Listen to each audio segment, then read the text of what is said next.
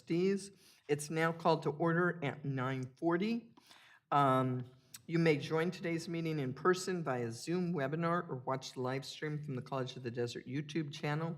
These links are accessible by visiting the College of the Desert homepage. Dr. Garcia, please proceed with roll call. Good morning, Student Trustee Paul, Trustee Perez, Trustee Kinnaman, Trustee Gonzalez,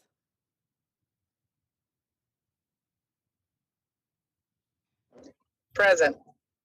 There you go. Trustee Yant, Trustee Stefan. Present. And we do have a quorum present. That's what we're waiting for. So we're going to do the Pledge of Allegiance. And if I could have Dr. Kinnaman please lead us in the Pledge of Allegiance.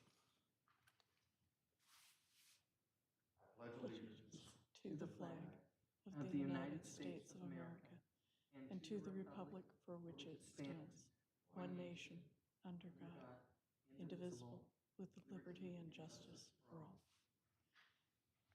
Thank you very much. And now we're up to the agenda part. The board meeting agenda pursuant to Government Code Section 54954.2B2. The board may take action on items of business not appearing on the posted agenda upon a determination by a 2/3 vote of the board, or if less than 2/3 of the members are present, a unanimous vote of those present, that there is a need to take immediate action and that the need for action came to the attention of the local agency subsequent to the agenda being posted as specified. Confirmation of agenda. Are there any additions, corrections, or deletions to the agenda for March 13th, 2023? None. Thank you. Hearing none, the agenda stands approved as presented. At this time, we're going to have public comments. I want to remind the public that this is a workshop training meeting for the Board of Trustees. And so we only allow public comments and participation in the public comment section. In-person and remote public participation is allowed and will be accepted in person by email to otp@collegeofthedesert.edu and submitted for the record during public comment or by using the raise your hand function by joining the Zoom link. There's a time limit of 3 minutes per person. All comments must be submitted or brought forward prior to the end of the public comments section. Are there any public comments that have been received or anyone requesting to speak? There are no public comments for today. Thank you. Okay, and again, as I said, this is a study session for the Board of Trustees. It is board training. It is the compliant ethics training according to AB 2158. And this is a requirement for all board members to have this training annually. So at this time, I'd like to welcome Eileen O'Hare Anderson with Liebert, Cassidy, and Whitmore to present this item. If you would proceed, please. And thank you for coming back another day to do this. Thank you for having me, Trustee Stefan. I always enjoy coming to your campus. It's a beautiful campus. So you are quite correct. Ethics and public service ethics is a required training for trustees. Not only do they tell us we have to have it, they tell us what has to be in it. And it's these 4 items. And we will hit all of these. So this is a compliant training. Laws relating to personal financial gain, so that's conflicts of interest, Government Code Section 1090 conflicts, Political Reform Act conflicts. We'll talk a little bit about common law conflicts, and then there are some other issues that fall under financial gain, such as bribery, and there are a few other things we cover. Then we talk about claiming the perks of the office, so honoraria for speaking, gifts, things like that. Government transparency laws, so that's the Brown Act. It's a little tiny bit about Form 700. Brown Act, which I will go over very quickly because I was here just a few days ago to do a full Brown Act training for you. Also the Public Records Act. There may be 1 or 2 other little items in there. And then fair process, which really means due process and what the board has to do to provide that due process. So We've scheduled this from 9:30 to noon. It's actually a 2-hour training, so don't hold me to this, but we might finish early. Is anybody going to protest? Speak now. You get your credit. You get your credit. The credit is required, the training is required to be 2 hours. You will get your 2 hours. All right, so personal financial gain first. So what is this talking about? As I said, conflicts of interest, bribery. We talk a little bit about extra compensation, a little tiny bit, campaign contributions, and then conduct on leaving office, which is more an issue for employees than it is for trustees, frankly, but we'll cover it. So in general, trustees, and when I say trustees, obviously I'm speaking to you, so that's my focus, but this also applies to certain of your employees as well. Your high-level leadership employees are also covered by quite a bit of this. But as I said, I'm going to focus on you guys because you are the ones who are required to have this training. So in general, the duty to avoid a conflict or even the appearance of a conflict. You have to perform your duties impartially, meaning without a preconceived notion and without influence from the outside, free from bias caused by any financial interests, and that's what we'll talk about when we talk about conflicts of interest, and free from bias by campaigns supporters or donors or people who have given you gifts. When I look at conflicts of interest questions, I think of them as a pyramid, right? At the top, we have Government Code Section 1090, which is the most restrictive and the most harsh. It says you cannot, as a trustee, cannot enter into a contract in which you have a financial interest. It's a very harsh, we'll talk about this, it's the most harsh of all of the conflict rules. Below that, the middle layer, if you will, of the pyramid is the Political Reform Act. It governs entering into a government decision, so broader than a contract. You cannot participate in a government decision in which you have a financial interest. There are significant penalties, but they are less than the Government Code Section 1090 penalties. And then the base of the pyramid, the bottom of the pyramid, and in some ways the least restrictive, is common law conflicts of interest, and we'll talk about what that is when we walk through, after we've walked through the other two.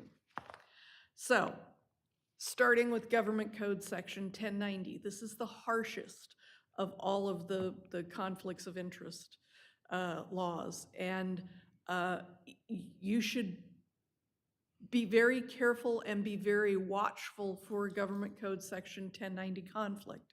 Why? Because this has the harshest penalties, and violation of Government Code Section 1090 is a crime. People go to prison for these conflicts, and it happens, I don't want to say frequently, but it's not unheard of for people to go to prison over a Government Code Section 1090 conflict. So what does 1090 say? A public employee or a public officer, meaning a trustee, can't make a contract, we'll come back to what it means to make a contract, can't make a contract in which you have a financial interest, even if that contract is fair and reasonable to both parties, even where it's the best deal going, even if you are giving the best deal on that piece of land or that Xerox copier or whatever, even if it is the best deal going, and even if the interested trustee abstains, the board as a whole is disqualified and the district cannot enter into that contract. That is probably the most common misconception. Lots of times I hear people say, oh, well, I have a 1090 conflict, but I can abstain. No, you can't. That 1090 conflict disqualifies all of you. The whole board is disqualified. So we'll talk about, we'll give you some case studies that will help bring some of that home. So what's the test? Are you an officer or an employee? Is there a contract? Did the person, or the board in this case, make the contract? And making the contract is more than just shaking the hand and signing on the dotted line. It's more. It is the whole process around the contract. So it includes preliminary discussions, negotiations, giving advice about the contract, all of that, planning, drawing up specifications, soliciting bids. All of that process is included in making the contract for purposes of Government Code Section 1090. So it's very, very broad. So did you make a contract? Do you have a financial interest? Interestingly enough, financial interest is not defined in Government Code Section 1090. I don't know exactly why. Someday I'll ask the legislature that. But it's not defined. The analysis is, though, would you have some kind of a gain, a private financial gain? Is it an interest that would cause your loyalties to be divided? You know, one part of you wants to enter into this contract to make more money, but the other part of you has to be looking out for the district. You can't have that kind of divided loyalty. That is the whole essence of the conflict of interest analysis.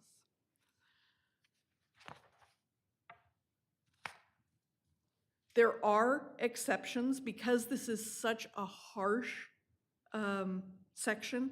There are some exceptions. We're not going to go into them in any great detail, just to know that they are there. They are all very hyper-technical and very, very fact-specific.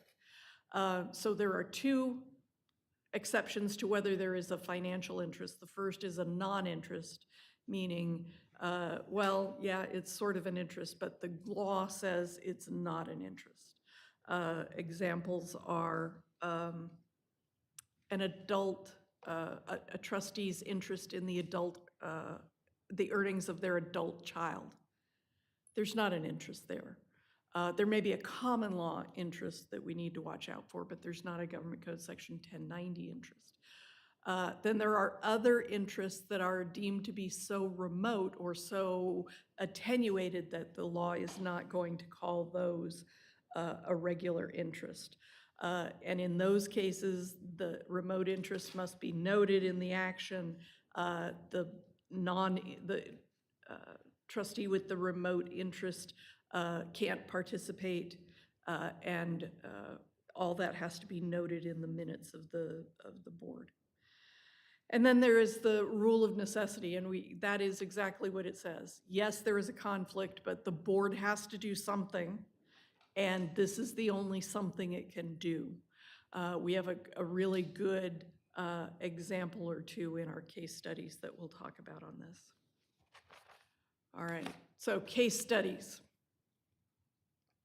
Trustee Susan is the owner of a large parcel of property within the district. The district is looking to obtain land for a new center. Susan thinks her property would be perfect, so she sells the parcel below fair market value to a property developer who then sells it to the district. To be safe, Susan discloses her involvement and abstains from the final decision to purchase the property. Were Susan's disclosures and abstention adequate to shield her from liability under Government Code 1090? If it were an easy answer, it wouldn't be a case study.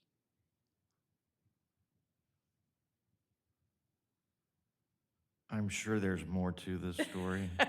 It's not in this case study. I would say no, because there's probably been some deliberations going on prior to the sale of it. Very well analyzed, Trustee Kinnaman. No. So this case study is based on a decision from the California Supreme Court in the mid-1980s. involving a city council. Lots of these cases that we're going to be talking about today arose in the context of cities, but they directly apply to community college districts. In this case, a city council member had a parcel of property that would make a great city park. The city was looking to get more city parks. So this exactly happened. The council member sold the property to a developer, the developer sold it to the city.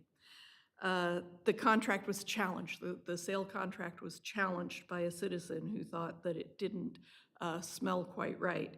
And the California Supreme Court said, yeah, this is a conflict because the city council member knew that it was, the land would ultimately be going to the city for a city park. It doesn't matter that it was below market value. Remember, I told you, it doesn't matter if you've got the best price in the world on Xerox paper. It doesn't matter. And in this case, we point to this one to show you the harsh nature of the penalties. In this case, the city council member had to return the sale proceeds. And because by that time, the city had already begun and was quite a way through creating the park, the council member did not get the land back. So the council member was out the money and out the land.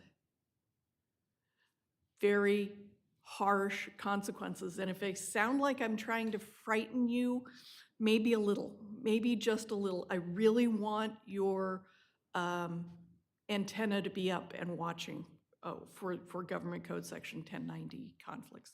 They're very harsh, and they're bad for a number of reasons. Obviously, they violate the code, so they're bad for that reason. But they could lead to a loss of community trust in the board. They could lead to the board being not as well respected in the community as we want the board to be. So they're very, very important. I have a question on that. Actually, I have two. Sure. One, when I'm looking at this, I look at it from perception, okay? The second thing is, and we've talked about perception, we were talking about the Brown Act, that sometimes perception is more important than what really transpired. But the second thing is, if the person had it in their kindness of their heart to donate it, could they have donated the land to the city or to the county or? I think they probably could.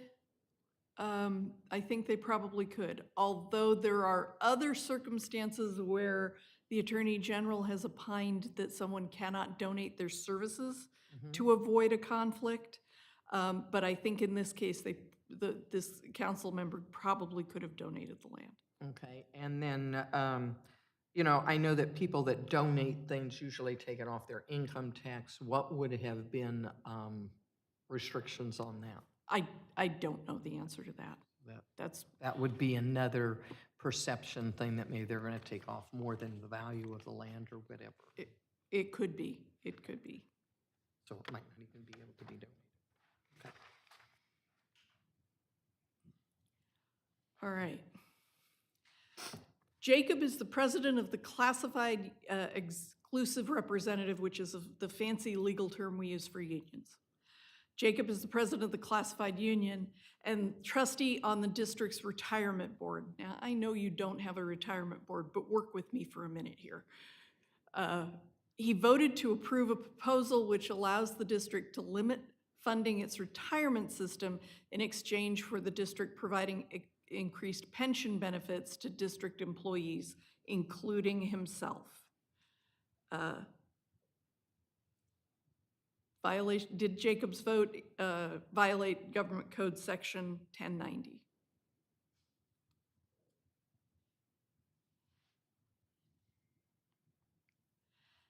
This is one of those, is this a remote or a non-interest? Hang on, let me look at my notes.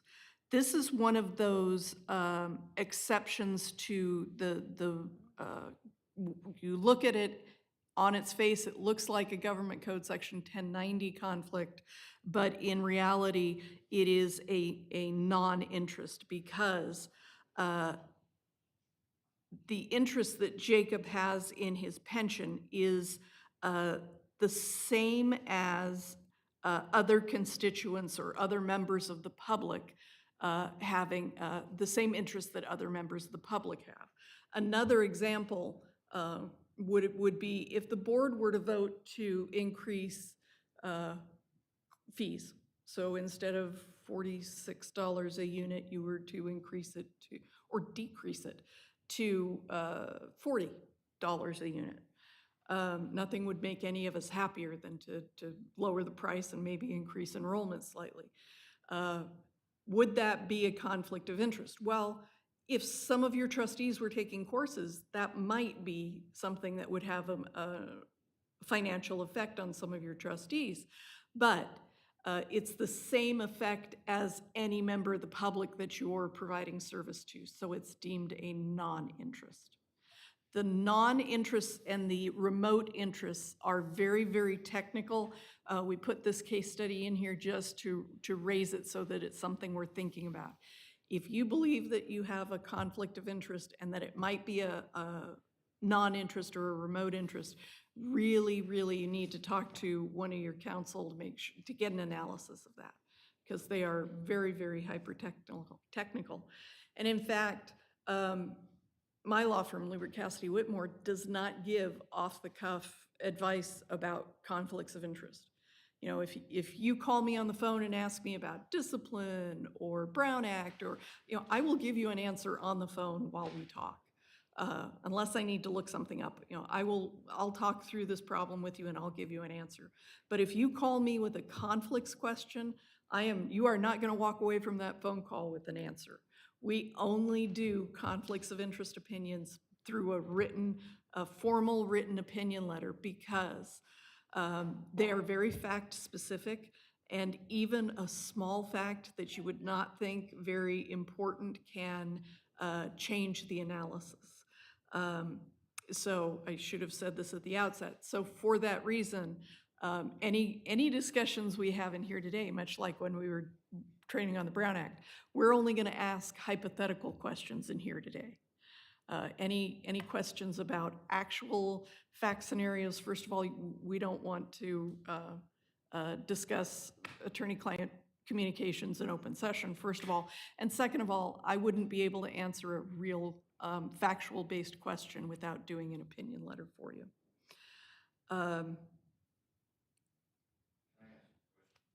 You can ask a hypothetical question. Yes, it is. It's from your materials, and I think it applies here. Even with an opinion, I thought I read that you're still not necessarily exempt if you have an attorney's opinion. That is correct.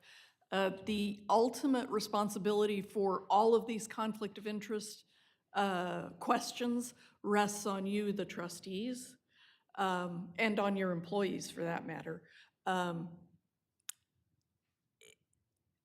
Whether you have a conflict opinion from an attorney might be something that an enforcement agency might look at down the road, but it is not going to absolve you of having the conflict. And it's really not going to absolve you from being found to have violated a conflict of interest law.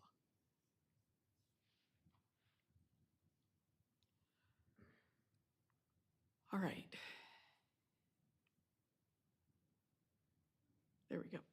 Maria was a member of a board of trustees, but wanted to be vice chancellor of finance. She participated in repealing a board policy preventing trustees from becoming district employees for 1 year, and that should say for 1 year after they leave office, and discussed her contract terms with other trustees prior to their vote, but abstained from the actual vote itself. Has Maria violated Government Code Section 1090? Yes. Yes. So this was, as in the case in many of our studies, this was a city council member who wanted to become a city manager, and exactly this happened. She participated in changing the rule to prohibit employment for a year, and then lobbied, not in the technical sense, but attempted to influence the decision with her fellow, at the time, fellow council members, and the decision, her appointment was ultimately challenged, and the court said, the California Supreme Court again, said she had participated in making a contract in which she was financially interested, because remember, making the contract is broader than just signing on the dotted line. Here, she made it possible to enter into the contract in the first place. She acted knowingly and willfully. And here, even here, she, to Trustee Kinnaman's point, she also had advice from the city attorney who said she could do what she did. But none of that helped her because she was ultimately convicted of Government Code Section 1090, conflict of interest. All right. Trustee Tony filed a lawsuit against the district prior to being elected to the Board of Trustees for alleged wrongdoing committed against him as a private citizen. The district and Trustee Tony came to an agreement and settled his suit for a reasonable amount of money. Did the settlement violate Government Code Section 1090?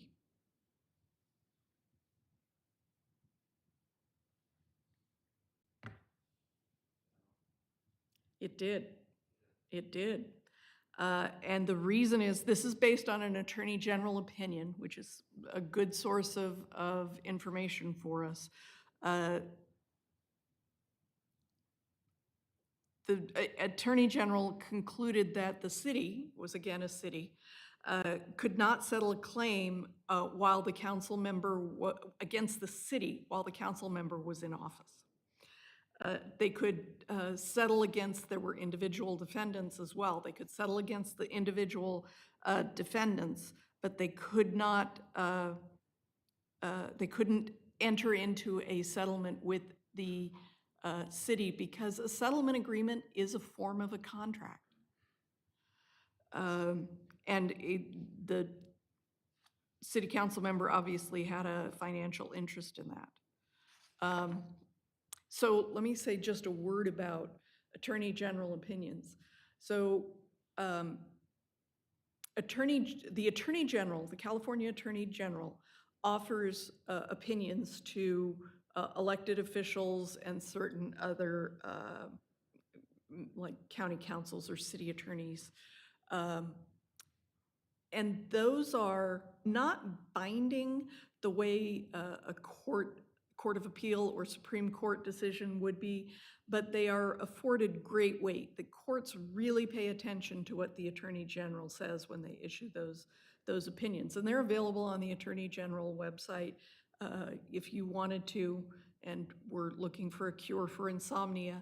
You could go and look those up and read several of them. And they're not terribly long, but they answer a specific question. Does the Brown Act permit this? Does the Labor Code permit this? They're very narrow decisions, but, and as I said, they're not binding the way a Court of Appeal decision is, but they are given great weight when the courts are taking up the precise question the AG answered. All right. I promised you a rule of necessity case study, and here it is.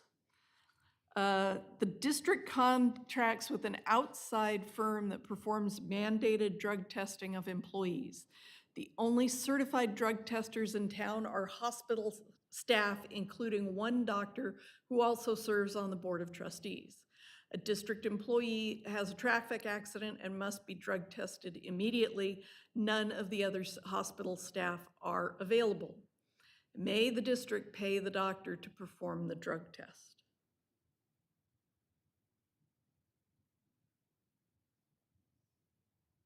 Do you want to know other information?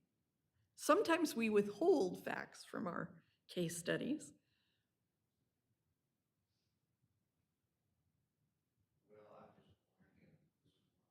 Exemptions that you mentioned earlier.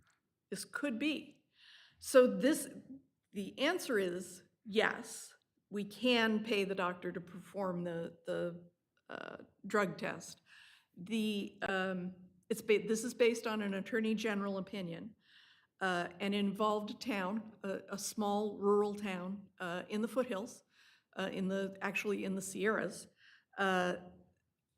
where there was a physician who was also on the city council, and the nearest other drug testing facility was over the hill on the other side of the mountains, 30 miles away, but probably an hour to an hour and a half travel under the circumstances that were involved in this.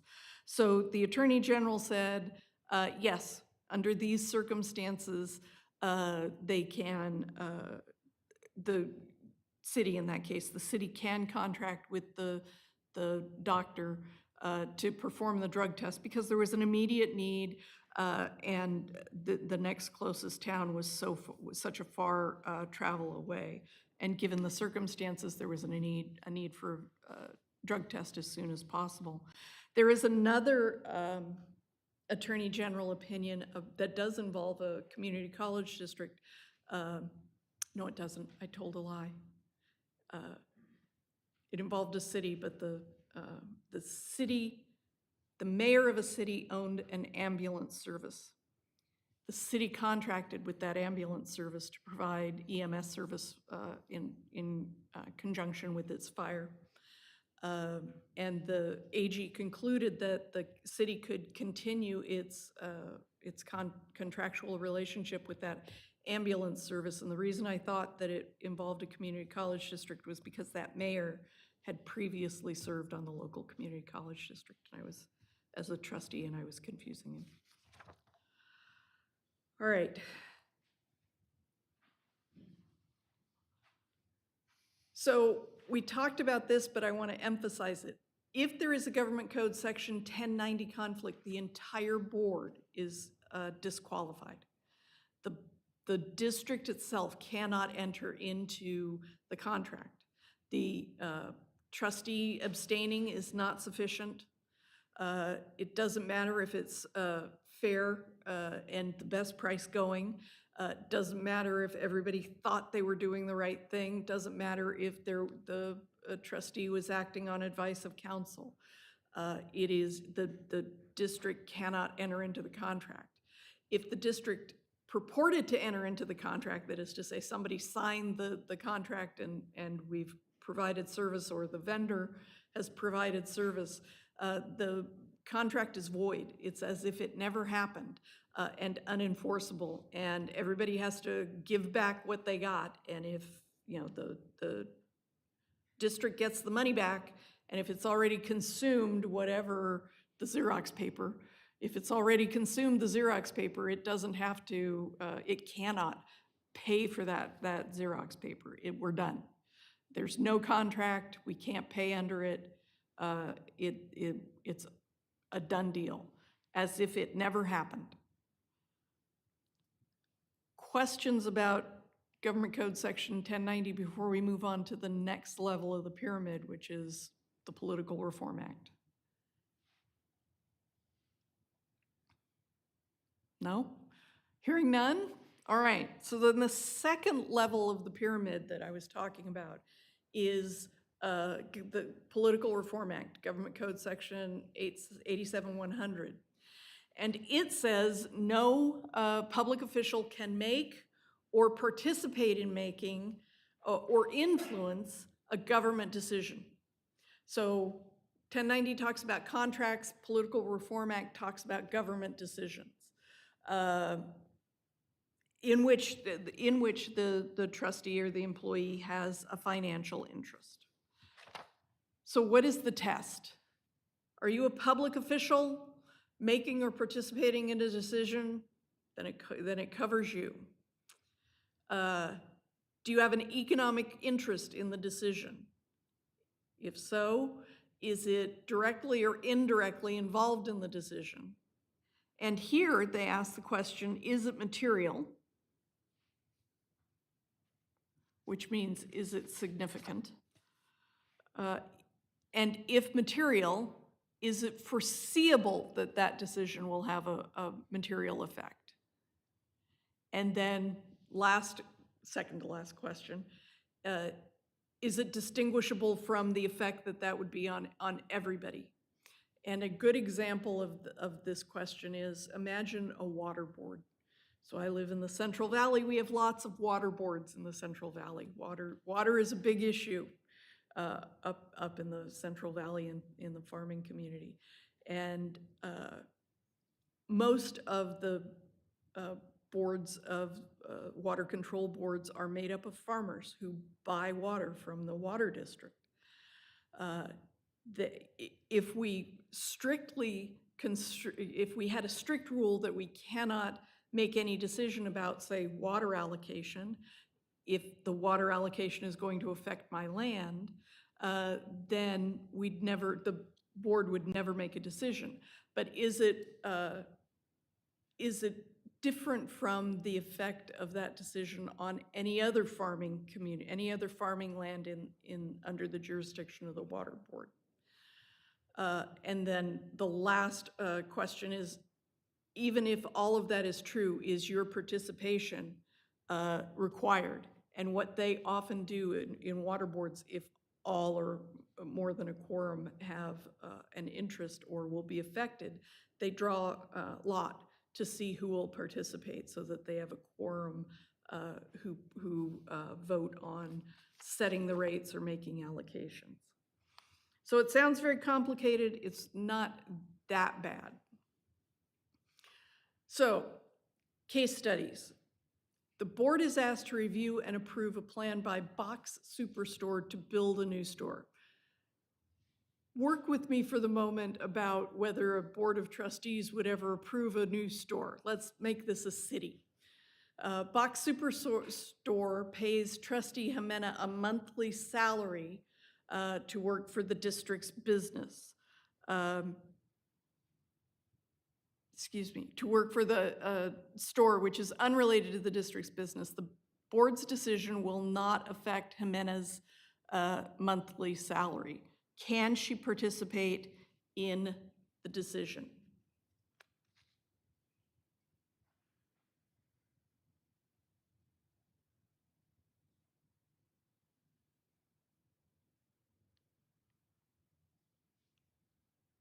No. Why? Because the Box Superstore is a source of her income. And the decision whether to approve a new site in this jurisdiction will affect the overall health of one of the source of her income.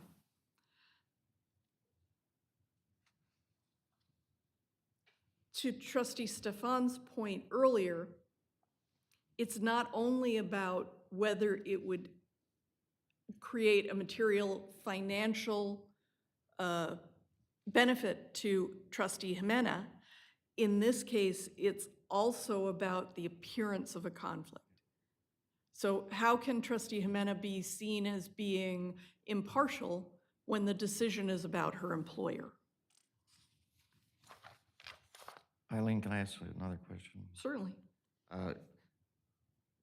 Your first slide says, has a reason to know he or she has a financial interest.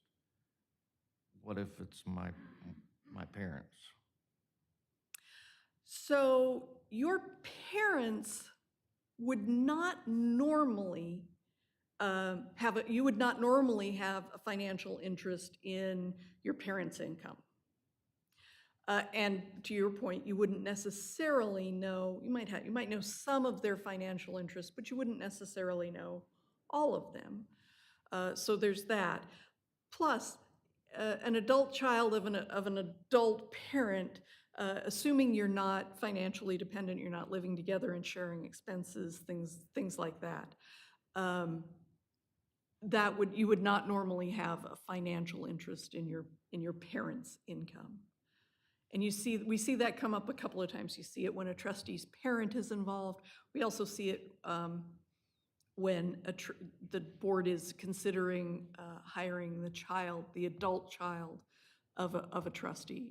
Normally, there's not a financial relationship there.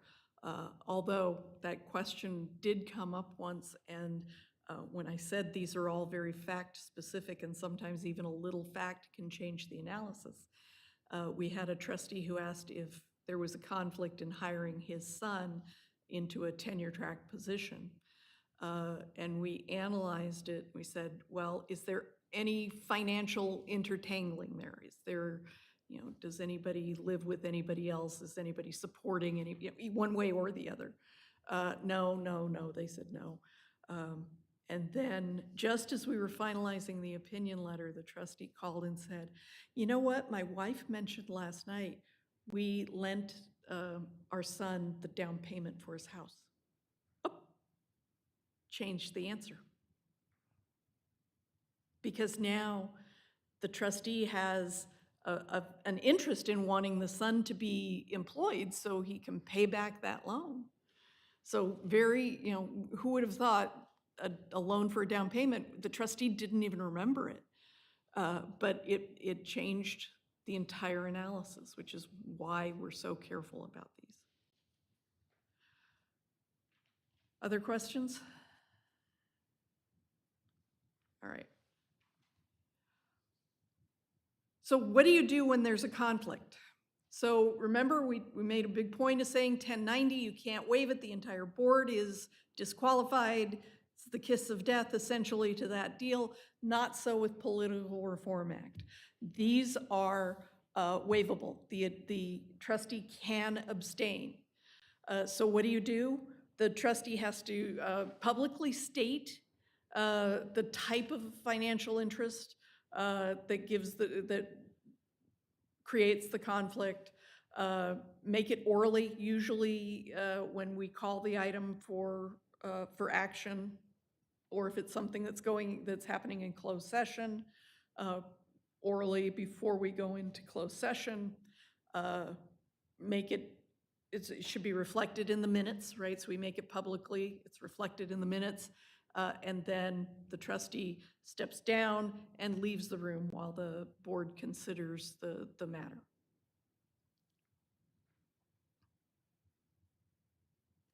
So the next part that I want to talk about is, and I don't have a slide on this, is the bottom part of the pyramid, the easiest one to address in lots of ways, the common law conflicts of interest. So far we've talked about the top of the pyramid, the harshest, Government Code Section 1090, then we talked a little bit about the Political Reform Act. Now I want to talk about common law conflicts of interest. So first of all, what do we mean by the term common law? So common law is a term that lawyers use when they're trying to look all fancy and educated to say, this is the body of judge-made law. These are the cases that have been decided for years and years and years. I mean, we go back hundreds of years to cite to cases when we feel like we're being very important. We'll cite to a case from the 1700s or the 1800s and we think it makes us look smart. I'm not so convinced about that, but that's what common law is. It's that great big body of law that we have in our system. And that's all it is. It's just saying this is judge-made law. And there is a body of common law conflicts, and there is a case that says the common law conflicts analysis exists because it's been in our system forever that a public official should not have divided loyalties and should not be acting in any case in which their loyalty might be divided by two masters. You can't serve two interests at the same time. And if you have divided interests, then that it necessarily creates a conflict. So that's all common law is. That's what common law is. And it is the easiest to analyze. I think of it as really an appearance test. Is there an appearance that the trustee or the employee will have some kind of divided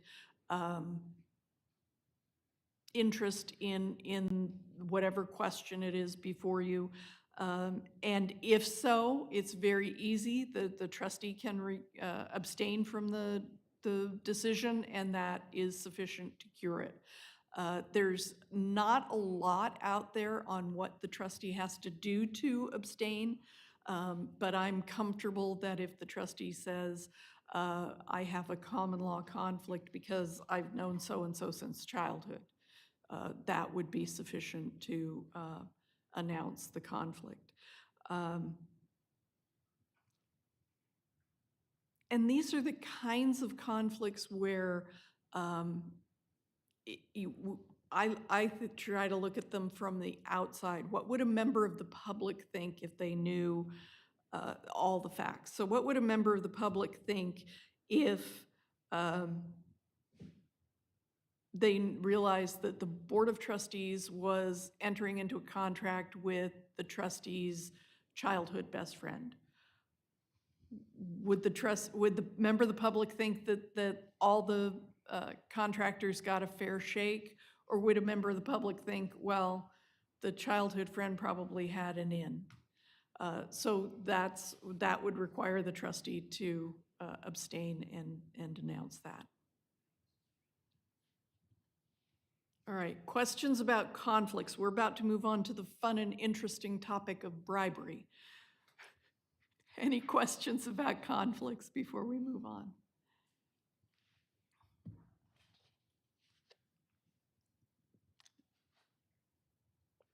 All right. So bribery is exactly what you think it is. It is giving or promising something with a corrupt intent to influence the vote or decision or action of a public official. Plain and simple. It's exactly what you think of. The penalties are, it's a crime. It's a violation of the penal code. It is a crime. The penalties are fines and imprisonment, restitution. Someone convicted of bribery is barred from holding public office ever. And also barred from certain state appointments, including state employment. All right, there are certain we've been getting a lot of questions about campaign contributions because there was a recent Fair Political Practices Commission decision opinion that talked about this government code section in particular. I've laid it all out there. It only applies to questions relating to licenses, permits, or other entitlements. It applies to officers of a public agency, and it prohibits those elected officials from participating when a campaign donor is coming before them. But it doesn't apply to your elected office. It only applies when the elected is serving in some other kind of capacity. And that just doesn't come up that often for community college districts. It comes up for cities and counties all the time because they have planning commissions, airport commission. They have a lot of other commissions that their elected officials sit on. It really does not come up that often for community college districts. But as I said, we've been getting a lot of questions about it. I think that you electeds talk among yourselves. I don't know, do you have a secret handshake? I think that it's been making the rounds among elected officials, and that's why we've been getting so many questions about it. All right, so when leaving office, and as I said at the outset when I was starting, this applies, it's more restrictive for employees than it is for trustees. But when leaving office, a public official can't make a decision about or participate in making a decision about or trying to influence a decision about someone you're thinking about going to work for. So if you're in negotiations with a private entity to go work for them, you can't be sending them business on your way out the door. That's just not the way it works. We're not allowed to do that. There are also restrictions on your ability to, on either trustees or CEOs' ability to appear before a board and try to influence your actions. There's a 1-year ban on trying to lobby, they call it lobbying, trying to lobby or influence an elected body. This is another thing that doesn't come up that often for community college districts, but it is there and we want you to know about it. Every public entity, every state and local entity or agency has a conflict of interest code. That includes you. Desert Community College District does have a conflict of interest code. It sets out who is required to do the Form 700 filings. You guys are required by statute to do your Form 700s, but some of your employees are also required to file Form 700s. Your requirements can be more stringent than state law, but they can't be more relaxed. So there are districts I work with that prohibit employees from accepting any gifts at all. The state law allows employees to accept gifts up to a certain amount. We'll see about that in the next section. But some local agencies have said, nope, we don't want our employees or our trustees accepting any gifts at all, period, end of discussion. So you can be more restrictive, but you cannot be more permissive. Your agency's conflict of interest code is found at AP 2712, and it comes in large part straight out of the Title II regulations about conflicts of interest. You feel free to peruse it at your leisure. It is a real page turner.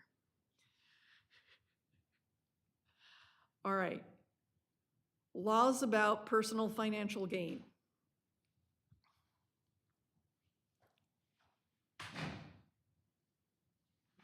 Okay, so claiming the perks of office, or as my title slide says here, the perquisites of office, which is the whole word for perks. So there are, first of all, what is a gift? It's any kind of payment or benefit or something that gives a personal benefit that you didn't earn. You didn't do something to earn it. It's not an exchange for service. It's not, it's just a flat out gift. You didn't earn it in any way. Does the gift limit apply to you? Let me shortcut. All of you, yes, it does. It applies to elected officials. It also applies to public officials, including employees who manage public investments. And it applies to whoever is designated in your conflict of interest code. And that is usually, I haven't looked at your code to see who your designated employees are, but it's usually your senior leadership or anybody who is involved in contracting. All right. So there are limits on receipt of gifts. You cannot accept gifts from any one source aggregated to more than $520 in a calendar year, and you're disqualified from participating in a decision that involved the source of a gift of more than $520 in the preceding 12 months. This, newsflash, this is why we file Form 700s. This is one of the reasons why we file Form 700s, so we can keep track of and have an easy way to check on who's received gifts from what entity and how much, so that we know when you're triggered by the gift limit, and we know when you can't participate in in certain decisions. If the gift aggregates more than $50 in a calendar year, you have to report it on the Form 700. And as I said a minute ago, your conflict of interest code may be more restrictive. You may say, we want to know when anybody receives more than $10 in gifts per year. I'm obviously making that up. But you can have a more restrictive conflict of interest code than the law requires. All right. So gifts to your immediate family are deemed to be a gift to the official. In other words, I can't give your spouse a diamond ring in an attempt to influence your testimony and get your action and get out from under the gift ban because I gave it to your spouse. It doesn't work that way. A gift to a member of the immediate family is a gift to you. There are a couple of exceptions or qualifiers, I should more accurately say. If there's no established working social relationship, then it's a gift to your family is a gift to you. If there's especially if the giver is a contractor with your agency here with the district, a gift to the family member is a gift to you. So just it's a reminder that we need to be diligent about not just our own gifts, but gifts from the family, to the family rather. There are a few exceptions to the limitations. You still have to disclose these on the Form 700, but the $520 does not apply. Those include wedding gifts. So if you were to get married and someone were to give you and your spouse let's say $1,000, because I can do the math for that in my head. If someone gives you $1,000 gift valued at $1,000, that would be it wouldn't be a prohibited gift. First of all, for two reasons. First of all, wedding gifts are excluded from the gift limitation, and second of all, half the value of each of the gift is imputed to each spouse. So that's if someone gives $1,000 to the happy couple, that's $500 to each spouse. But even if it were over the normal gift limit, the gift limit doesn't apply to wedding gifts. The other exemption is transportation, lodging, subsistence, et cetera, for travel. So if you are traveling to speak at a conference, and the conference or the conference sponsor pays for your travel and subsistence, your plane fare, your mileage, your lodging, your meals, there's no limit on that, although you do have to still report those on your Form 700. Exemptions from both the gift limit and the disclosure requirement, information materials. So when you were all at the league conference a month or two ago, and you were walking around picking up the Post-it notepads and the pens and the whatever they give away these days, those you don't have to declare on your Form 700, and they're exempt from the gift limit. So information materials. If you return the gift to the donor within 30 days, or if you turn it over to a nonprofit, a 501c3 organization without claiming the deduction, those are not gifts. One little caveat, it can't be a 501c3 that you or your family are associated with. So if you have if I have the O'Hare Anderson Foundation and I'm a trustee, I can't give a gift to the O'Hare Anderson Foundation and still claim that I've gotten out from under that gift. But on the other hand, if I were to donate something to the American Red Cross without claiming it as a deduction on my taxes, that would make it exempt from the disclosure. And not to sound like an accountant, but for a moment, make sure you keep your receipts. So it will be important, it could be important that you need to show that that donation took place.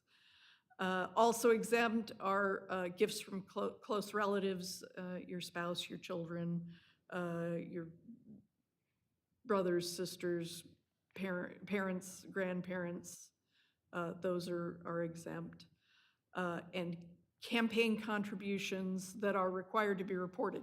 We deal with those in another place, right? Those have to show up on your campaign disclosure forms, so they don't have to be reported on your Form 700s.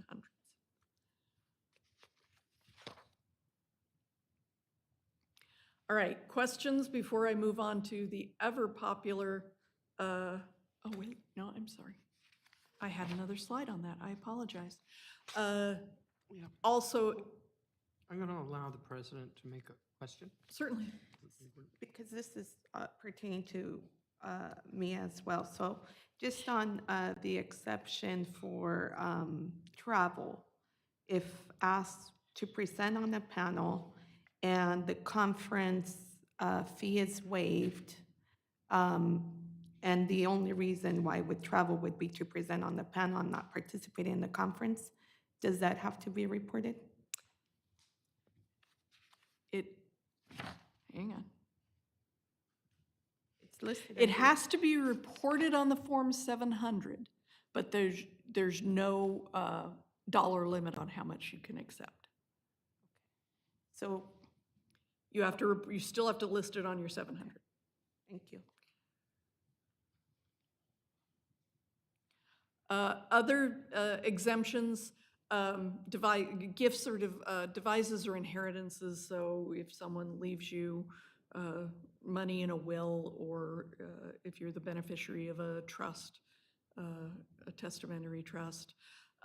Personalized plaques, so typically at the December board meeting, when the outgoing president finishes his or her term, we get them a nice little plaque that says, "Thank you for your services, board president." Those, so long as they're under $250 in value, we don't have to declare those.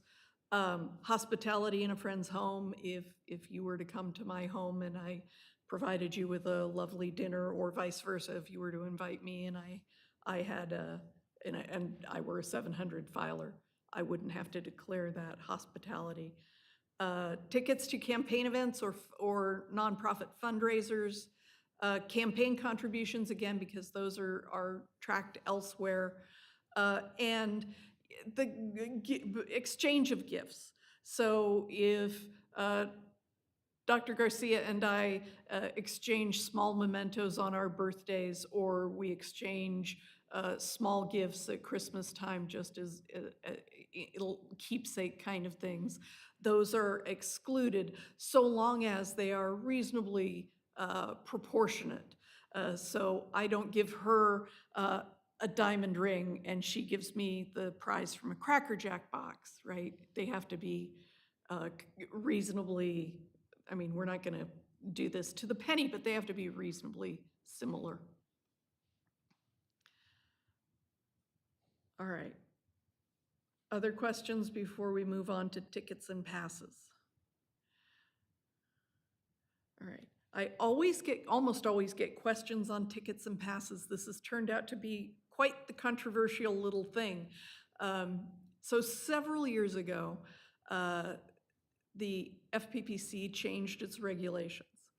Up until then, tickets and passes, so if we get a ticket to the fair, or we get the district gets a group of tickets to the fair, because we have something that is, a program is exhibiting at the fair, or one of our student groups is performing at the fair. So in exchange for that, the district gets, I'm totally making things up, the district gets 12 tickets to the county fair. Normally, if those went to Form 700 filers, the Form 700 filers would have to declare those on your Form 700. The FPPC put this new regulation in that says, no, no, no, no, no, you don't have to do that so long as you follow this process. And the process is the agency has to have some kind of a policy about how to distribute the tickets and passes.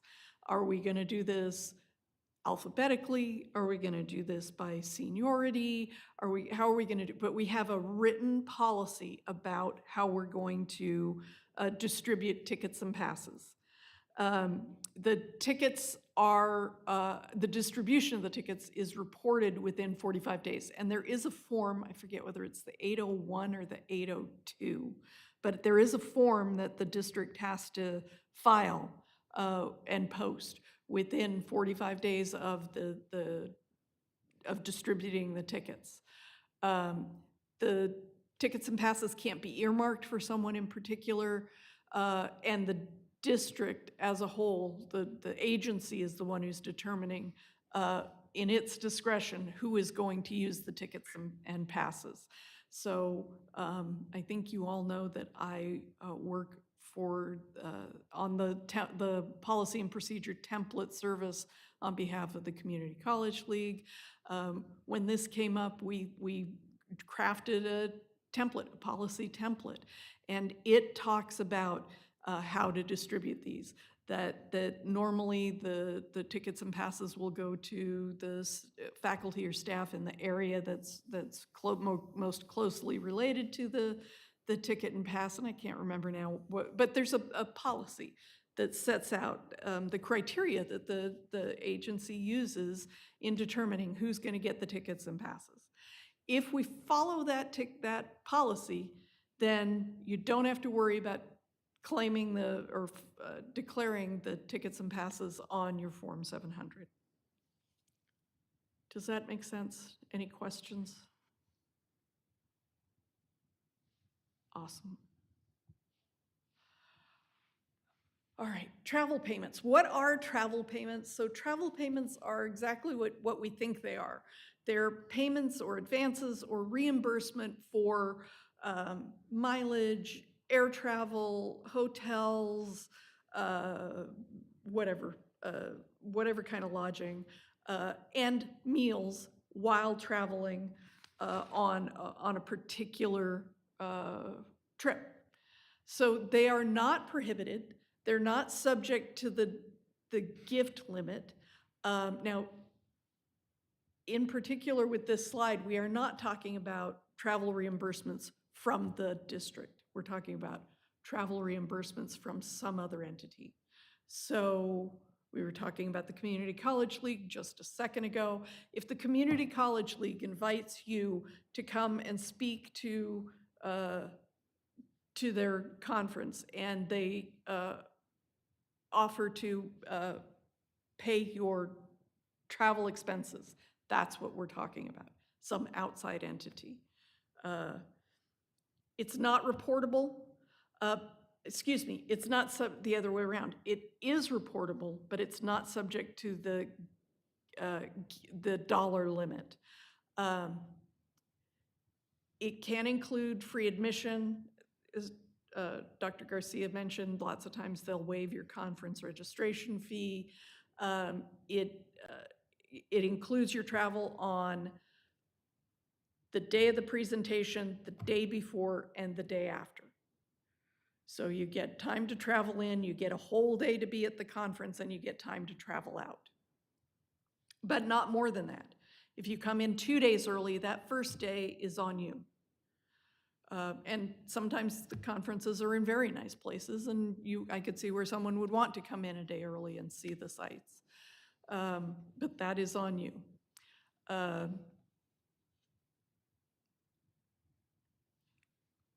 So we have a true, false, or maybe question. I like these. Clyde, a district trustee, attends the wedding of his friend and local businessman, Monty. Monty passes out wedding favors valued at $75 per person to all of his guests, including Clyde. True, false, or maybe. Clyde does not have to disclose the gift because it was substantially similar to the gifts everyone else received.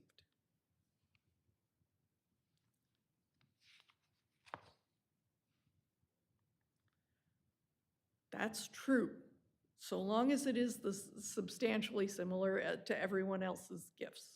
That's true. Now, Monty cannot slip the diamond ring we've been talking about in the bottom of the favor bag.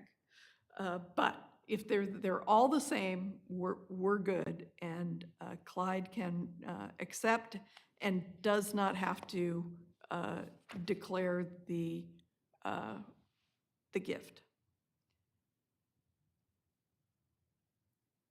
All right. Misuse of public funds, which will slide right into some questions about gift of public funds, which is another question we get a lot. So the district can only make expenditures if the expenditures are authorized. Now, so the question becomes, what is an authorization? In part, some of your expenditures are authorized well in advance. If we have a tenured faculty member, that tenured faculty member continues in employment forever, right? And his or her salary is authorized by virtue of their continued employment as a permanent employee of the district. When the board approves the budget, they are approving sufficient funds to pay for all of your tenured faculty members, right? So that is one way to explicitly authorize an expenditure. Another is when a contract comes before you, when you approve a bid and entering into a contract to build a building or modernize a building or to enter into repairs of a building. That is an authorization, and then that expenditure is authorized. There is a government code, you see it cited there, 8314, that prohibits anyone, elected official or employee, from using public resources for any personal purpose. So that would include campaigning. There's another education code that prohibits using public district funds to campaign, but for any personal purpose. So every once in a while we get a call from a district who says, so-and-so is running their side business out of their office. Can they do that? And the answer is no, they cannot. That is using public funds or public resources for a private purpose, a personal purpose.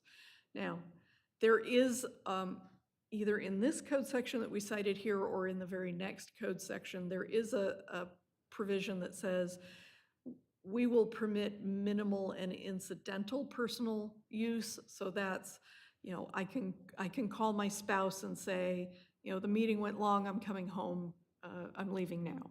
That is that a personal use of the district's telephone? Yes, it is. But it's minimal and incidental, and we will permit that. But generally, we can't use district or public resources for any personal gain. Violation is a felony. This is one of those things that is serious, and it's also one of those offenses that prohibits or disqualifies someone from holding public office. So that's misuse of public funds. As I said, that dovetails right into gift of public funds. So there is a provision in the California Constitution that says all expenditures of public funds must have a public purpose. So we can't just give away public funds because we feel a moral obligation or because it's a good cause or because of some altruistic and entirely laudable desire to help a particular person. We have to ask two questions. The first question is, does the expenditure serve the public interest? Is it to benefit the district in some way? That's the first question. The second is the expenditure authorized? So, we can't just go around willy-nilly giving away money. It has to, as we talked about a minute ago, all expenditures have to be authorized by some kind of enactment of the board. So where I see this come up with some regularity, the business people on campus, and God love the business people, they keep us on the straight and narrow, and that's their job. But we often see them say, or hear them say, we can't buy lunch for the hiring committee. That's a gift of public funds. So I analyze that by saying, is there a public purpose? If we buy lunch for the hiring committee, is there a public purpose? Does it make the hiring committee function more efficiently if we don't have to get up and take an hour-and-a-half break to go find lunch somewhere other than in the meeting room? And the answer often, not always, but often is yes, it would be more efficient if we brought lunch in. And then, is the expenditure authorized? I am quite confident that the Board of Trustees did not say, by all means, bring lunch in to this hiring committee. However, you did give a budget to hiring committee activities, and that is a reasonable hiring committee activity. So I don't have a problem bringing lunch into, depending on the meeting, of course. I don't have a problem bringing lunch into a hiring committee meeting if there is a public benefit, if we can point to something and say, yes, here is the public benefit. Questions about gift of public funds? All right. We have a case study. Sarah, the Vice President of Operations, went to the Republic of Congo to help with the emergency repair of a desalination plant. I think there's a typo in there, which provides fresh drinking water to people. The district reimbursed Sarah's travel expenses to the Republic of Congo. Is this a misuse of public funds by the district?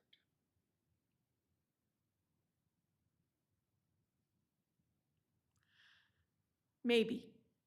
That's what the lawyer always says, though, right? That's what they tell us anyway. So, in order to find out if this is a gift of public funds, we need to look to see where the public purpose is. And this comes from an Attorney General opinion, which is a little bit different than the case study I presented. In the AG opinion, a hospital district sent and reimbursed an emergency room physician for expenses incurred in traveling to Sri Lanka to provide emergency medical care to the tsunami victims. Remember the tsunami that was, when was that? 2005 or 6? 4? Anyway, the one that happened the day after Christmas. The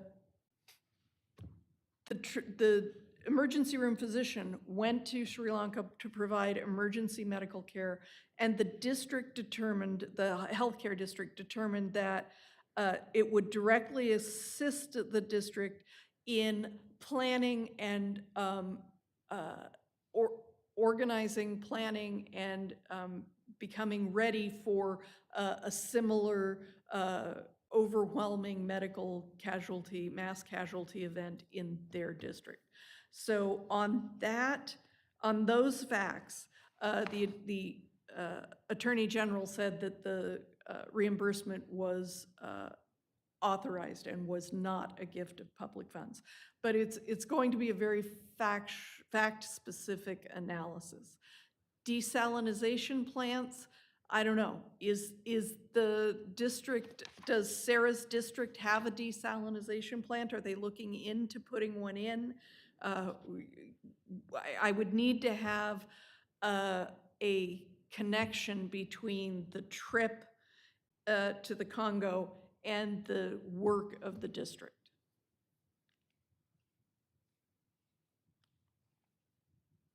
All right. I tell this story, I have this slide because there's a great story that goes with it. So there is in the California Constitution a prohibition on free or discounted travel.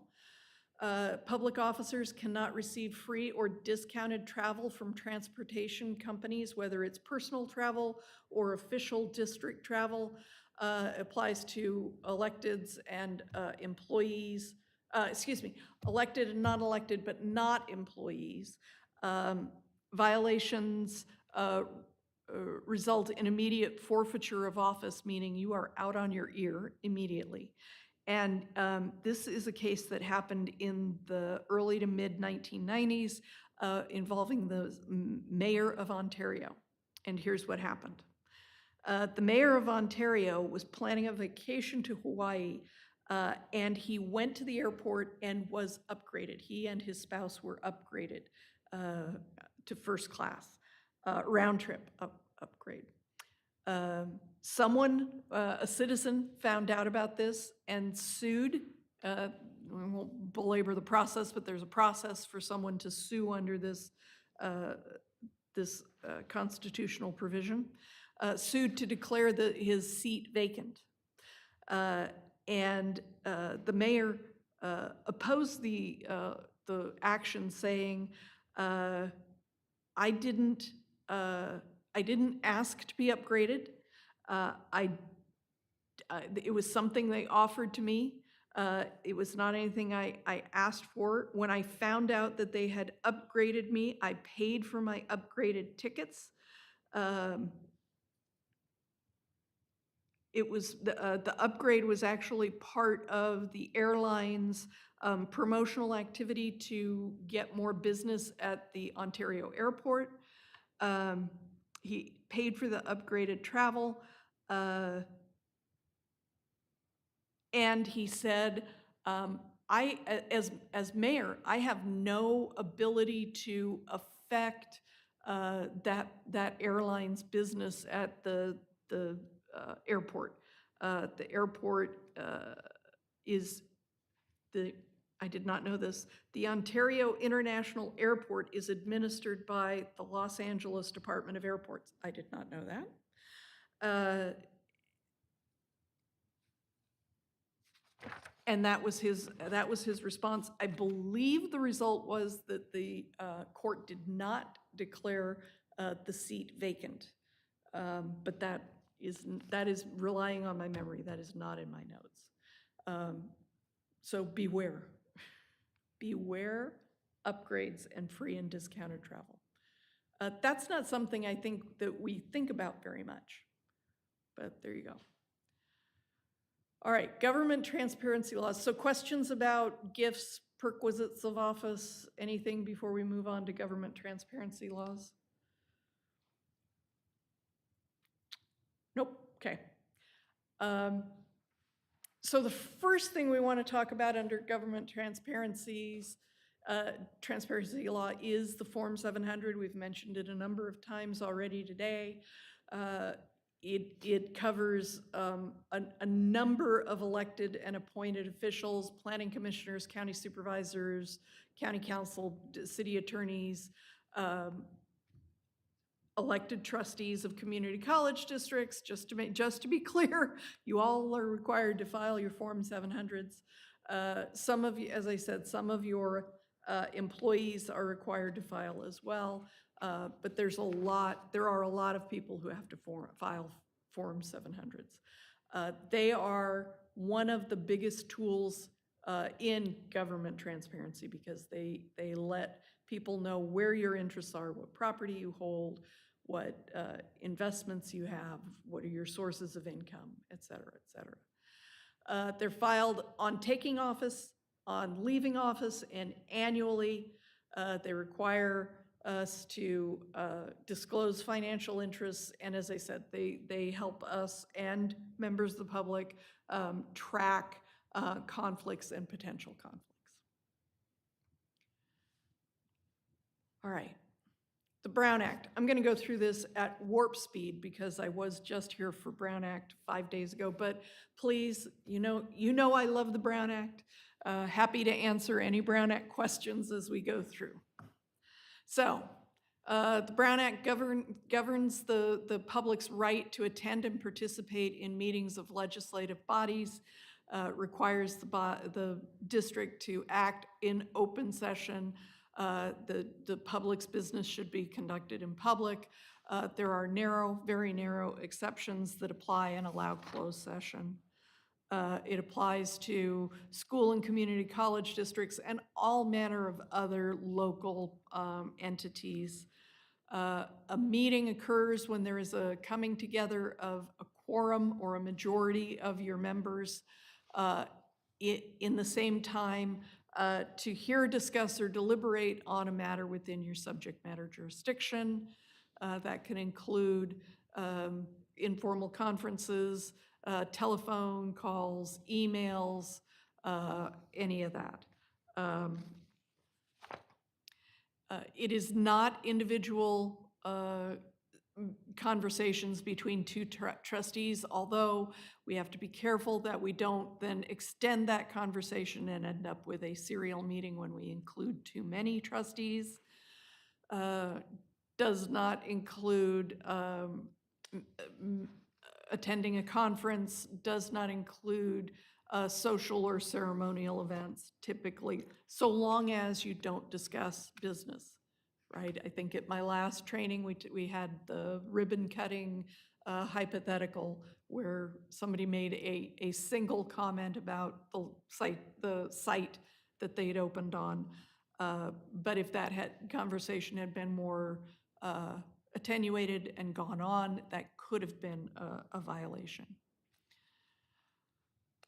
Serial meetings, I think I scared you a little bit about serial meetings. I certainly tried to emphasize that those are bad things. We want to avoid serial meetings, so be careful. Be careful when you're talking among yourselves that you don't carry information from one trustee to another.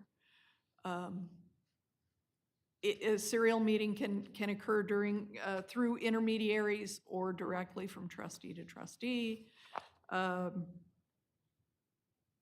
Closed sessions are permissible. There are some that just never come up for community college districts. The ones that seem to come up with some regularity, you see there: personnel matters, conference with labor negotiator, conference with real property negotiator, and then the litigation exception. As a reminder, the litigation exception is actually conference with legal counsel. So you need to have a lawyer there to give you legal advice, whether it's in person or Zoom or phone or whatever. Trustees or neither trustees nor employees can reveal information from closed session. That's generally not permitted. All right. Dawn filed a lawsuit against the district. During a closed session meeting, trustees excused themselves in small groups to speak with a mediator to gather facts about the pending litigation. After each group met with the mediator, they still could not reach consensus about settling the suit. Did the district violate the Brown Act? Yes, they did. Now, had they all met together with the mediator in one group, that would have been, and assuming we properly agendized it, that would be permissible. But the small meetings individually with the mediator was the problem. The president superintendent creates a new policy which alters the response to sexual assaults on campus. She meets separately with each individual trustee with members of, to provide information regarding the policy, but she does not communicate or share comments or the positions of any member. the superintendent president obtains the support of a majority of the members, has the superintendent president violated the Brown Act? No. So this is based on a California Court of Appeals case where the city council and the city manager discussed with each individual council member a new policy about responding to private alarms. I believe that was the policy, responding to alarms within the city, and how they were going to handle that. In this case, there is no Brown Act violation. However, if the superintendent president had been less careful about carrying information from one trustee to another trustee, there could have been. So that's something that Dr. Garcia is very aware of and is very careful about, as I'm sure are the rest of your staff. All right, we are required to post our agenda 72 hours before a regular meeting, 24 hours before a special meeting, has to have the time and location of the meeting, has to specify, either attach or specify where a member of the public can get the information that the board is considering, and there must be a brief general description of each item to be considered. There's a provision in the Brown Act that says those are generally 20 words or less. And then it also includes items to be discussed in closed session. And in general, you can't act on an item that isn't on the agenda. All right, that is the Brown Act in a nutshell of a nutshell. I really gave it short shrift, but I was just here doing Brown Act. Can I answer questions about Brown Act before I move along to other transparency laws? All right, seeing none. California Public Records Act. So the first thing you need to know about the California Public Records Act is that the legislature just reorganized and renumbered the entire thing. So none of the numbers that we used to rely on are still in the same place. We are, all of us who do this kind of work are all still trying to learn the new numbering system. The number I've given you here is the new number. And I had to look it up. I could have done that from memory on the old numbering scheme. So the California Public Records Act is the series of statutes that provide for public access to documents concerning the district's business. It's been around for, I don't know, about ever, since at least the early 1960s. And it is there to allow the public to look at various documents that deal with how we conduct the business of the district. It applies to any writings prepared, owned, used, or retained.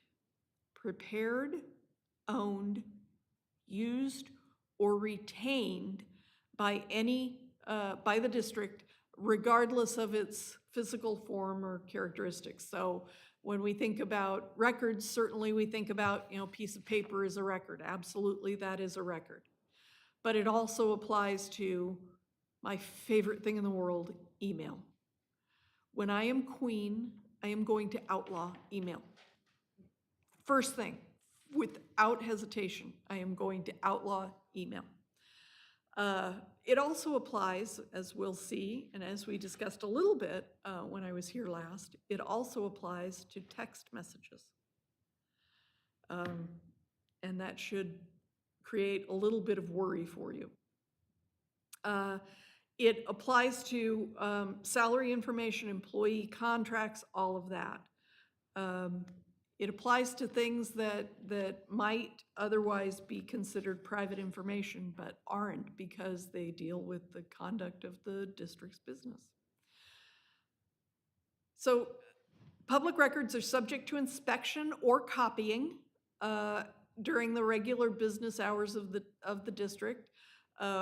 We make documents available on receipt of a request that describes a document upon payment of fees. Now, the fees, don't get your hopes up, the fees don't go as far as staff time to retrieve the documents. They are just the district's direct cost for providing a copy if you do. When we receive a request, we have 10 days to say yes, no, or this document is exempt. Almost always the answer is some version of will provide any non-exempt documents that we maintain. If we deny access, we have to include the name and title of whoever is responsible for that decision. There is a long list of exemptions. The renumbering and reorganization did not change that. It just moved it around in the code.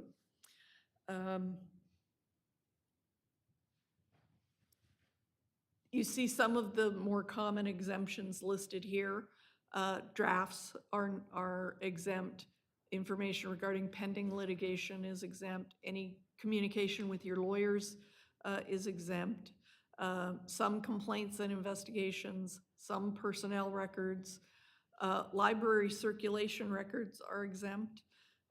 Financial data, there's a bunch more, but the last one I want to call to your attention is what's sometimes called the catch-all exemption. And that is a balancing test. In the catch-all exemption, we balance the public's interest in seeing that document with the whatever privacy interest, on the other hand, that we're trying to protect. So there are cases that say salary information is a public record. That is not exempt. But there are other documents such as a leave request, a medical leave request. I have no problem saying that would be exempt, certainly to the extent that it reflects that it is a medical leave request or that it shows some kind of medical issue going on. When we talk about Public Records Act, oftentimes what we're talking about are the exemptions. And whether we're going to produce certain documents. If we do not produce documents, the requester can go to court to try to get those documents.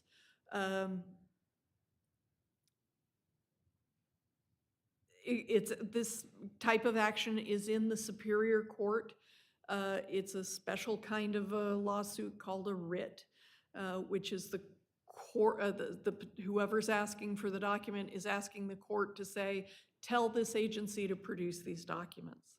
And the court will almost always award costs and attorney's fees if the requester is successful in getting those documents at the end of the process.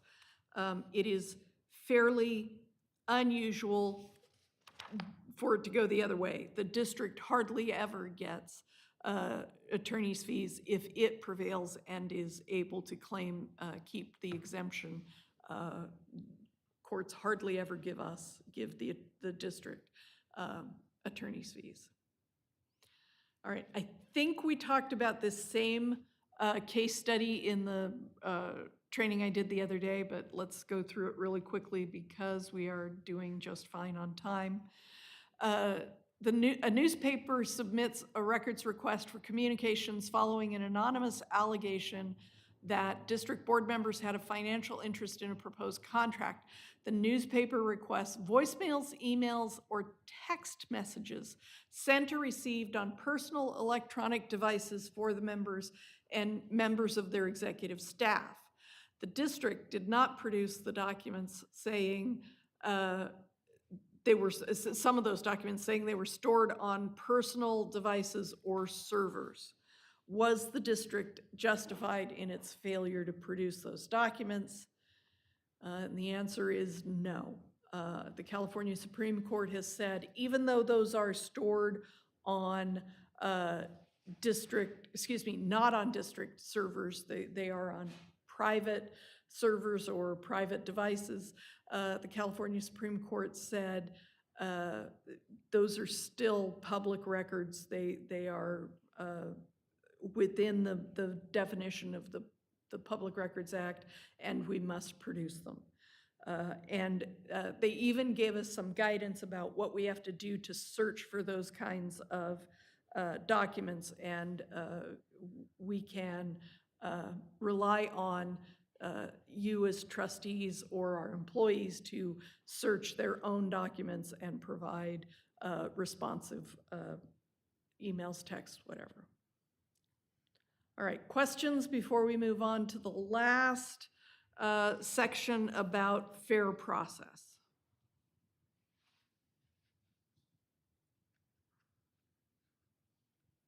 May I make a suggestion?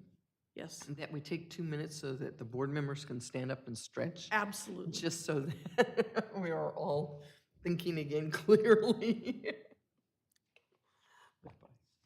Stay up here. Okay, just a few minutes here. If anybody wants to.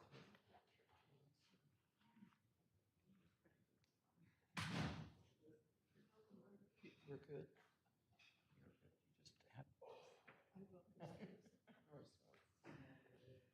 Just like.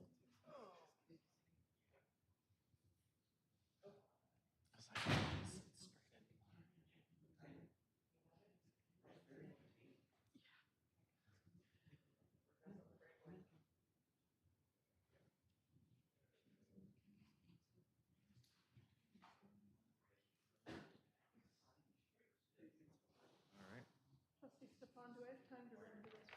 Yes. Do I have time to walk?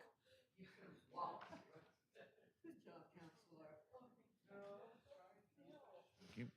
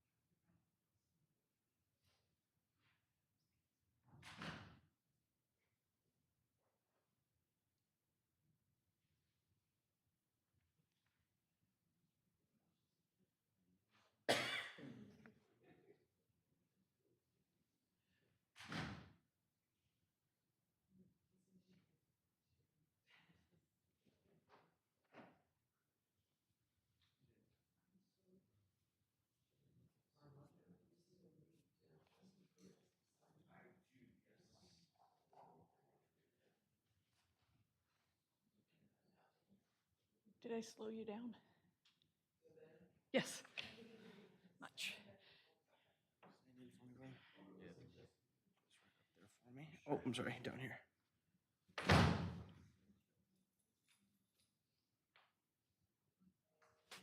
Good deal, thank you.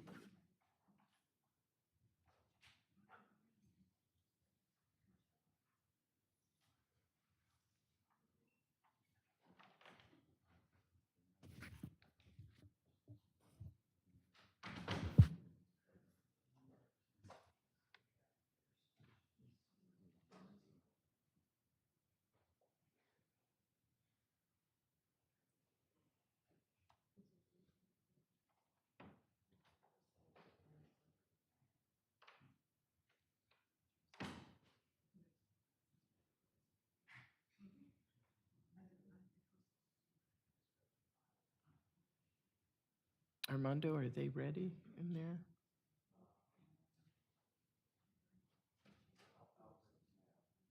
Oh, okay, they're still, that's fine.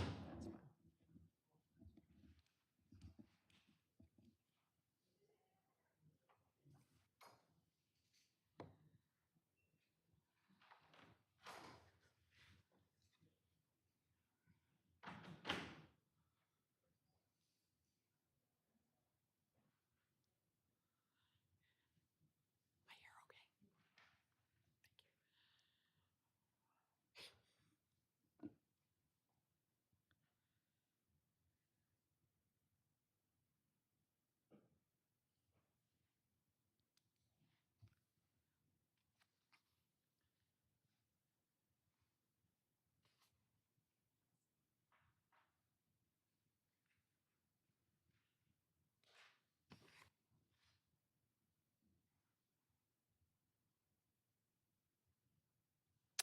Okay, and we're back to our study session, and this is part 4. If you would now continue, please. All right, thank you. Thank you. And I had one question from the last round. Okay, As far as retention of documents and emails, what is the minimum amount of time that you retain? it depends on the type of document. There is a well-developed set, well, I think they're well-developed, set of regulations in Title V that deal with how long we have to retain what type of document. You also should have a board policy and administrative procedure on records retention. So the long and the short of it is, documents come in, 3 classes. Class 1 is permanent, Class 2 is, Class 2 is something else, disposable? No, Class 3 is disposable, and then there's a Class 2 which is in the middle. Can't remember what the regulations call it. And documents move through those. So permanent are permanent. Those are budgeting documents, personnel files, certain student records. Other documents start as Class 2, which is intermediate retention, and then as they become less useful, they're classed as disposable, and then once they're classed as disposable, you retain them for 3 years, 3 full college years is what I remember, and then they can be shredded, burned, pulped, destroyed in some permanent way. Okay, thank you.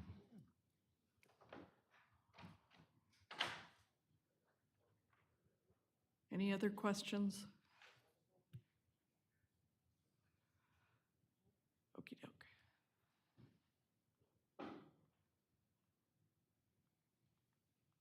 All right, there we go.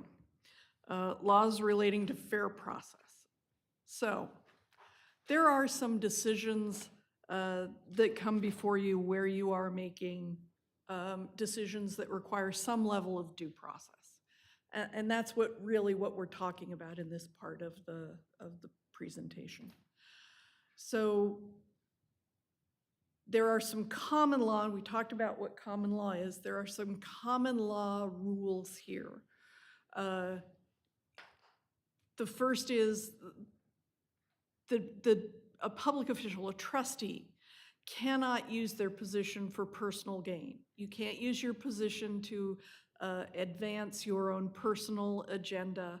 The person who broke up with you in high school and broke your heart forever comes before you in some way. You cannot use your position to extract your revenge without sounding like a cheap horror movie plot. You can't use your position to take advantage of that circumstance.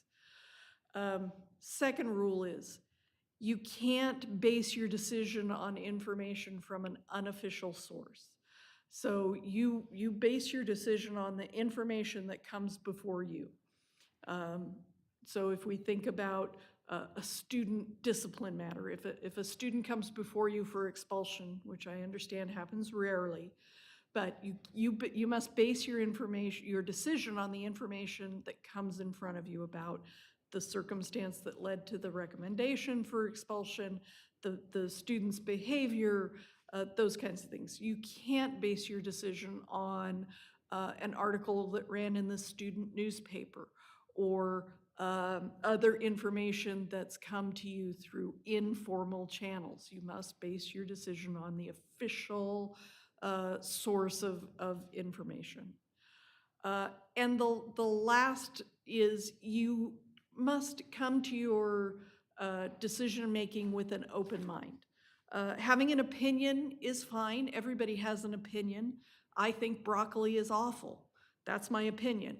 But if somebody comes before me as a trustee with evidence that broccoli is actually full of nutrients and vitamins and is actually very good for us, I have to be open to accepting that information. Even though I personally don't care for the taste of broccoli, I still have to, I have an opinion, but I still have to be open to the information that comes before me. All right, so this all comes up in the context of,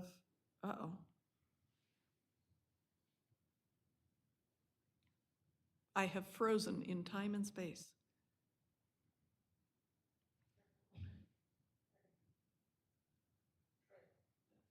There we go. Okay, thank you. This all comes up in the context of due process, right? We've all heard about due process.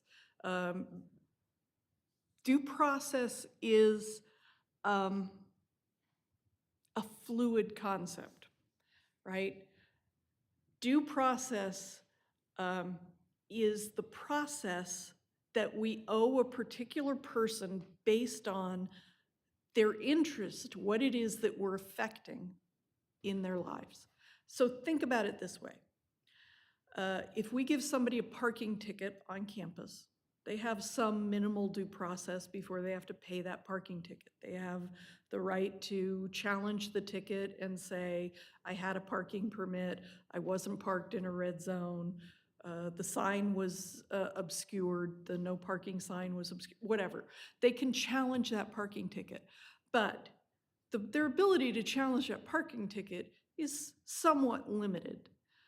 They don't get a full-blown evidentiary hearing with an appeal to the Superior Court, up to an appeal court, on to the Supreme Court of California, and to the United States Supreme Court. They just don't. Because the interest that we're affecting there is very minimal, right? On the other end, the other extreme, not something that we as a district would ever do, but when a person is charged with a capital crime, they could face a death penalty or life in prison without possibility of parole. Very significant interest there, right? Their freedom. They have much, much higher due process there than the parking ticket, right? The levels of due process just are not the same. The person charged with a capital crime does have all of that due process all the way up through the US Supreme Court. So due process depends on what interest we are affecting. As a community college district, we don't charge crimes, right? That's the district attorney. That is not our role. But we might be affecting someone's employment.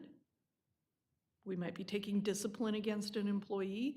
We might be affecting a student's ability to continue studying here at College of the Desert. So the level of due process that we provide is geared to what the interest is. In general, due process requires some kind of notice of what we're going to do, the opportunity to prepare to object to that, and that may take a few days, the opportunity to be heard, to object, to say, no, it wasn't me, you're treating me differently, everybody does this and it's not a big deal, somebody's picking, whatever. The opportunity to be heard, some kind, depending on what interest it is, some kind of hearing process. And as I said, the requirements are flexible and not at all rigid. They depend on the interest that we're affecting. So that is really what we're going to talk about for due process. Any questions? All right. So there is a concept of incompatible offices. And what this says is one person cannot hold two offices if those offices conflict in some way, or if one office oversees the other office. So if one office audits or supervises or removes members of the other body, those are incompatible offices. If it's a fact-specific analysis. We look at the duties of each office, and we look at when they might conflict, when they might come to oversee each other. As far as community college district trustees, I can tell you there are a couple of decisions that set out what are incompatible offices. The one that jumps to my mind is a Superior Court judge. One cannot be both a Superior Court judge and a trustee. You can see that. I mean, we've already talked at least 2 or 3 times this morning about times when the district may end up in Superior Court, and you could end up in front of one of your trustees. That's not a good thing. That is an obvious conflict. We can't have one person holding more than one office where those offices are incompatible. The rule of law is that the person, whoever it is, forfeits the office they held first on assuming the office they took second. So if we have a community college district trustee who is appointed to or elected to the Superior Court, they are deemed to have forfeit their trustee seat when they became the Superior Court judge. It doesn't apply to employee positions, so if one of those offices is as an employee, those are not incompatible by code. And it doesn't apply to only advisory positions. So if we have, sometimes planning and zoning commissions are advisory to the city council. If that's the case, then the incompatible office doctrine does not apply. It's not something that comes up all the time, but once in a while we get questions about incompatible offices. And then the last substantive area I'm going to talk about is nepotism. You have a board policy about nepotism. It calls out what you will do in this district when there is an issue of nepotism. The policies are intended to avoid the kind of conflict that might come into play when we have, when we're attempting to hire an employee, as an employee, a family member. So there are limits on when we can hire family members. There are limits on when we can put family members in the hierarchy with each other, or even in the same work unit with each other. Generally, discrimination based on marital status is prohibited, but there are regulations that allow us to control when family members work with each other and supervising each other. The general rule is public employees should not, and public officials should not participate in decisions directly affecting family members. And that is fairly self-explanatory, but it does come up from time to time. I wanted to point out some resources that are available to you. The first is the Fair Political Practices Commission. The Fair Political Practices Commission has an advice line, and they actually answer the phone. They are one of the few state agencies that actually will answer the phone and will answer direct questions about this is the case. Is this a conflict? This is what's happening. Do I have to report this on my Form 700? They do give actual answers to questions, which is, as I said, fairly unusual among state agencies. So that's I've provided both the Fair Political Practices Commission website and their advice line number. Now, their hours are very limited. I think they are something like Tuesday, Thursday from 9 to 11 or something like that. They're very, very limited, but it is a really good resource. The second I wanted to point out to you is the Attorney General website. As I said, the Attorney General opinions, at least back into the 80s, are available on that website. Some of the old opinions are not yet available, but I believe they're working on getting them all on there. So those are two very good resources that are available. With that, questions?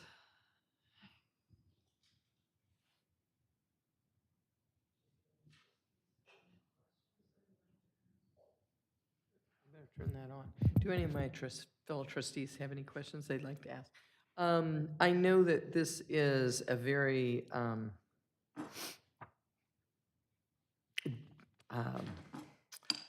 a lot of information, because we were also given this beautiful binder with conflicts of interest, ethics, and open government that's over 100 pages. And I'm so glad they printed that out for me, because I was going to print that out, and I thought, oh heavens, I'll run out of ink again, which is a big problem, always when I'm printing stuff.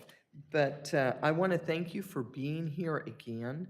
And I know that as things evolve, we do get questions, and I'd like to keep you as a resource for the trustees should they have questions, to either direct them through Armando to you, or through myself to you, or the president of the college to you, if that's acceptable. And I really, really appreciate this, because it is very complicated. It's not something that's easy. Like I've said many times, I've been doing this for a number of years. This is my 24th year. I don't have all the answers. I don't know all the answers. I probably never will. That's one reason why we have these trainings annually, and why it is so very, very important. So I want to thank you very much for myself and on behalf of the board, because I think that this is a great opportunity for us, and I appreciate you coming out and doing the training just for us, because we do have sometimes questions that other agencies don't